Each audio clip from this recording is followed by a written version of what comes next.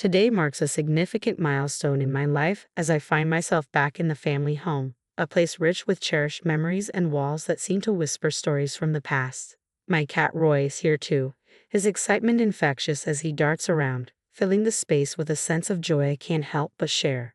This house, the heart of my family's legacy, is where my father's dreams were realized.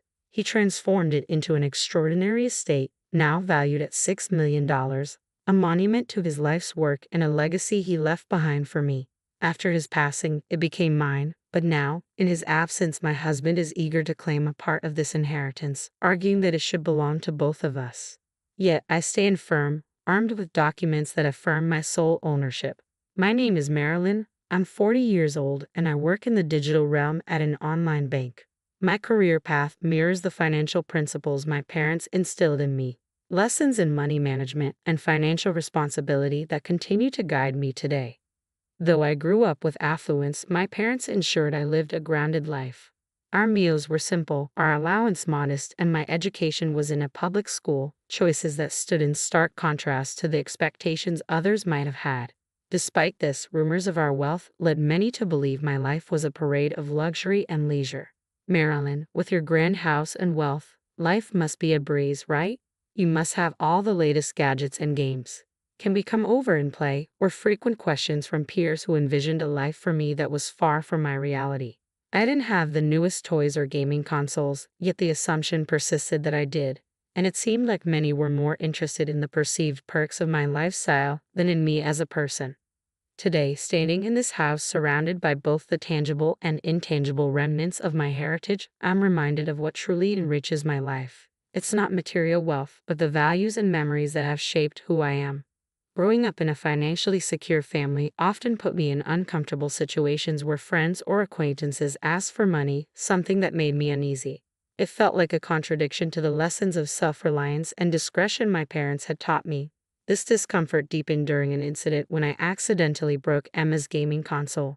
I didn't have the money to replace it, and the situation only grew worse. Around the same time, a new classmate, Barbara, entered my life. She asked if I had told my parents about the incident with the console, but I was too afraid of disappointing them, so I stayed silent. I can't tell them. They might get upset. I confided in Barbara, hoping she would understand. Unfortunately, when she asked me for financial help soon after, I had to refuse. My parents had a strict rule against lending money. Apologizing to Barbara was difficult, and it made our school interactions awkward. Things took a turn for the worse when Barbara reacted tearfully to my refusal, and soon, rumors began to spread that I was unwilling to help a friend, despite my family's wealth. I tried, in vain, to explain that I didn't have the money to spare. Emma had made a hurtful comment, implying that I valued money over friendship. The situation worsened when Emma and Barbara spread false claims that I owed them money for the broken console. Eventually, the school intervened and learned the truth, reprimanding them both. Still, the rumors persisted, eventually reaching my parents. My father arranged a meeting with both families, and despite their apologies, the damage to our relationships was irreparable.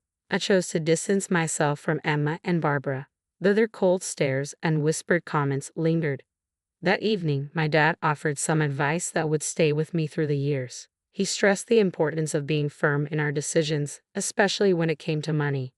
"Marilyn, it's perfectly fine to say no," he said, his tone warm and reassuring. He also gave me a practical approach for handling persistent requests for money. If someone keeps asking, just tell them you need to check with your parents, even if you already know the answer is no. This advice on managing money matters with grace and assertiveness became a cornerstone of my growth. As I matured, I became more selective about the people I allowed into my inner circle, prioritizing character over financial considerations. Post-university, I was determined to keep my professional and personal lives separate, avoiding any financial entanglements. These experiences taught me the importance of setting clear boundaries in both friendships and finances, shaping the person I've become today. When I was 32, I met Scott through a mutual friend. Despite the age difference between us, his authenticity and warmth were immediately captivating. What began as casual dating soon blossomed into something much more serious.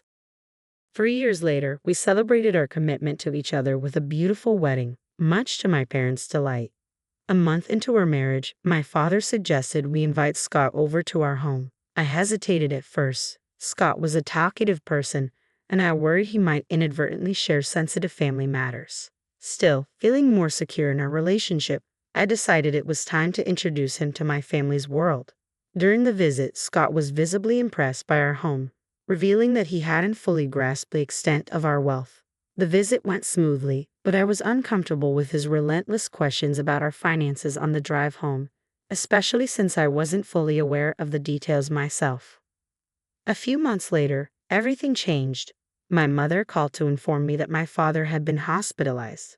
I was shocked, as I had no idea he was unwell. I vividly remembered our last visit, when he'd seemed a little under the weather, but I had no idea it was more serious. Guilt and worry overtook me. When my mother and I visited him in the hospital that Saturday, despite his best efforts to remain upbeat, it was clear he was struggling. He even apologized for what he felt was a burden on us, which was so typical of his kind-hearted nature. The doctor's diagnosis hit us like a freight train: advanced pancreatic cancer, too far along for surgery. It was hard to comprehend how someone as health-conscious as my father could fall so ill. Throughout his diagnosis, he remained focused on our happiness, which only deepened the sadness. Hospital regulations restricted visitors to immediate family, which saddened him, as he had hoped to create more happy memories with friends. This was a stark reminder of the vibrant life he had once envisioned for all of us. I promised him that I would keep our home a place of joy, even in his absence. This promise became my anchor during that difficult period. To honor my father, I decided to renovate our family home, giving me something positive to focus on while coping with the emotional strain. Scott, always caring, expressed concern about how much I was involving myself in the project, unaware of the additional challenges I was facing, including issues with the family estate that I had yet to share with him. When Scott asked about my father's condition, I finally opened up about the difficulties we were dealing with. It felt like a relief to share the burden as I balanced work, hospital visits, and the overwhelming emotions that came with them. But as Scott started asking more questions, particularly about the financial side of my father's illness and the status of the family estate, tension began to surface. He even suggested we seek legal advice to prepare for any eventuality concerning my mother, which stirred painful memories. My father had always worked with a trusted lawyer, and the thought of navigating legal matters at such a delicate time felt incredibly raw and complicated. Scott's cautious approach to finances continued to create friction in our relationship. This tension only intensified when my father passed away after a brave fight against his illness. As we navigated the grief and challenges of that period, discussions about inheritance began to emerge within my family, further complicating matters. I inherited a substantial property, a mansion valued at $6 million, which only intensified Scott's curiosity and involvement.